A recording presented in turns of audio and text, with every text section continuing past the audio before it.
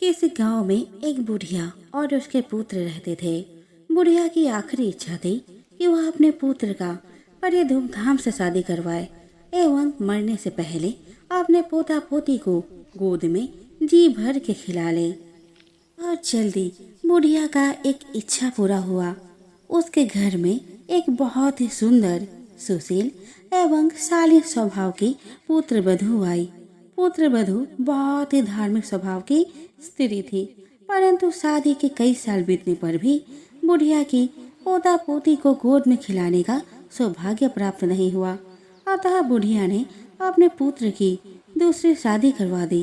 ये नवेली दुल्हन बड़े ही रंग ढंग की थी। पूजा पाठ से उसका दूर दूर से कोई नाता न था। नई दुल्हन ने घर में आते ही अपने पति को अपने बस में कर लिया। अपने सौतन और अपने सास को वह फार्म हाउस पर भेज दी और अपने ही आलीशान महल में अपने पति के साथ रहने लगी। उसका सौतन और सास से वो खेत पर काम करवाती। खाने के लिए सिर्फ एक टाइम ही सूखी रोटी देती। ऐसे उनका दिन कट रहा था।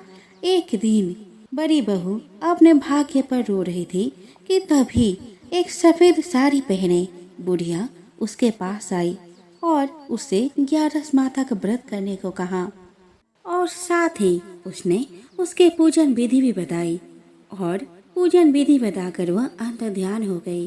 बड़ी बहू हर एकादशी पर सुबह जल्दी उठकर स्नान कर स्वच्छ वस्त्र धारण करती।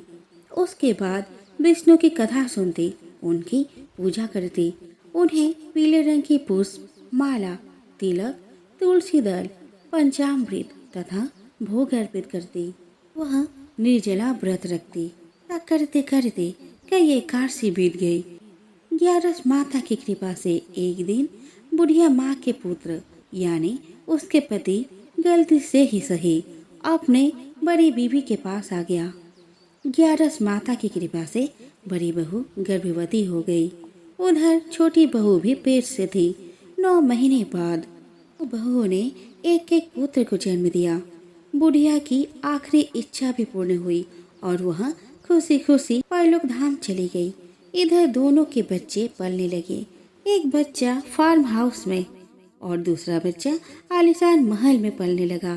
पीने की कमी और देखभाल की कमी से बड़ी बहू रोगग्रस्त हो गई और 11 माता के हवाले अपने पुत्र को सौंपकर वहाँ स्वर्गवासी हो गई। सौतेली माँ अपने बेटे को अच्छा अच्छा पकवान खिलाती और सौतेले बेटे को सूखी रोटी खिलाती। उसे दिन भर खेत में काम करवाती। कभी कभी खाने को भी नहीं देती। अकेले वह फार्म हाउस में गायों के झोपड़ी में रहता था और वही सोता था। भूख के मारे वो ठीक से सो भी नहीं पाता था। सुबह ही उसके सौतेली माँ उसे उठाती और खेत पर काम करने भेज देती। ऐसे ही उसका दिन कट रहा था। बेटे को अपनी माँ की बहुत याद आती थी और वह बहुत दुबला पतला भी हो गया था। एक दिन रात को जब उसे भूख से नींद नहीं लग रही थी और वह अपने माँ को याद करके बहुत रो रहा था, माँ माँ बोलकर अपने माँ को पुकार रहा था, तभी उसका माँ का ध्वनि 11 माता के कान तक पहुँची और वह सहसा उसे देखने चली आई। 11 माता ने उससे पूछा, बेटा तुम इतने दुबले पतले कैसे हो गए हो? क्या बात है बताओ। तब उस बच्चे ने सब कुछ बता दिया जो उसके सौतेली माँ ने उसके साथ किया था। 11 माँ ने तब ग्वाली घर पर मौजूद एक गैया माता से कहा कि वह रोज एक कटोरा भर कर दूध उस बच्चे को दे दिया करेगी। तो अगले सुबह ऐसा ही हुआ। गैया माता ने उसके लिए एक कटोरा दूध भर कर रख दिया। इधर दूध कम हो जाने के कारण सौतेली माँ को शक हो गया कि जरूर वह लड़का गाय का दूध पी जाता होगा। उसने अपने पुत्र से कहा कि जाओ जाकर देखो कि आखिर क्या बात है जो गैया दूध कम दे रही है। सौतेली माँ के पुत्र ने छिप कर देखा कि गैया माता स्वयं कटोरा भर कर दूध उस लड़के को दे रही है। यह बात उसने अपने मम्मी को बताई। सौतेली माँ जल भुन गई। उसने उस लड़के को ग्वाली घर से निकाल दिया एवं खेत पर रहने को कह दिया। बेचारा लड़का खेत पर ही एक पेड़ के छांव में रहने लगा। खाने के लिए सौतेली माँ उसे गोबर की गोली देती। वह बेचारा लड़का गोबर की गोली के ऊपर लगा आटे को चाट लेता और गोबर की गोली को फेंक देता। एक दिन फिर भूख के मारे उस लड़के को नींद नहीं आई। वह माँ माँ कर कर रोने लगा। तभी ग्यारस माता प्रकट हुई।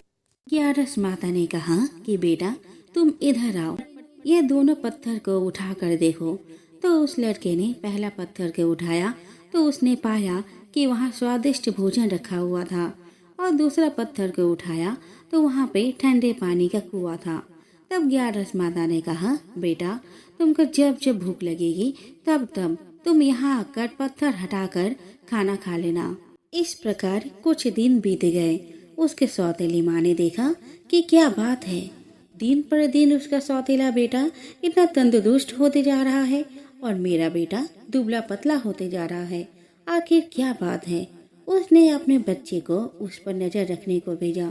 उस लड़के ने देखा कि उसका भाई पत्थर उठाया तो वहाँ स्वादिष्ट भोजन एवं ठंडा पानी रखा हुआ था। यह देखकर उसने अपने भाई से पूछा कि यह सब क्या बात है, यहाँ पे खाना किसने रखा? तब उस बेचारे लड़के ने अपने सौतेले भाई से ग्यारस माता के बारे में सब कुछ बता दिया। जब यह बात सौतेली माँ को पता चला तो वह उस कुएं को ही बंद करवा दी। इस पर ग्यारस माता को बहुत गुस्सा आया। उन्होंने सांप बनकर उसके बेटे को डस लिया। इधर सौतेली माँ का रो रो कर हालत खराब हो गया। उसने अपने बच्चे को लेकर डॉक्टर के पास गई। डॉक्टर ने कहा कि तुम्हारे बेटे को तो कुछ भी नहीं हुआ, तुमने जरूर ऐसा कुछ काम किया होगा जिसके कारण तुम्हारा बेटे का ऐसा हाल है। तुमने शायद किसी के बेटे के साथ अच्छा व्यवहार नहीं किया होगा, उसे खाने को नहीं दिया होगा, उसे कष्ट पहुंचाया होगा, जिसका फल तुम्हें आज भोगना पड़ रहा है। सौतेली माँ ने कहा कि आपको यह बात किसने बताई? यह सब गलत है। तब वह डॉक्टर अपने असली रूप में आ गया। दरअसल वो डॉक्टर नहीं बल्कि ग्यारस माता थी। ग्यारस माता को देखकर वह बहुत ही आश्चर्यचकित हो गई। वह पैर पर गिरकर अपने किए की माफी मांगी। ग्यारस माता ने कहा बच्चे तो भगवान के रूप होते हैं, वह चाहे तुम्हारा बेटा हो या फिर किसी और का, तुम्हें सबके साथ अच्छा व्यवहार करना चाहिए था, पर तुमने ऐसा नहीं किया। इसी का परिणाम आज तुम भोग रही हो। सौतेली माँ ने कहा मुझे माफ कर दीजिए माता, आज के बाद मैं ऐसा गंदा काम कभी नहीं करूँगी। दोनों को ही मैं बराबर प्यार करूँगी और प्रत्येक एकादशी को मैं व्रत किया करूँगी। ग्यारस माता ने उसके बेटे का प्राण लौटा दिया। तब से सौतेली माँ ने दोनों बच्चों से बराबर प्यार करने लगी।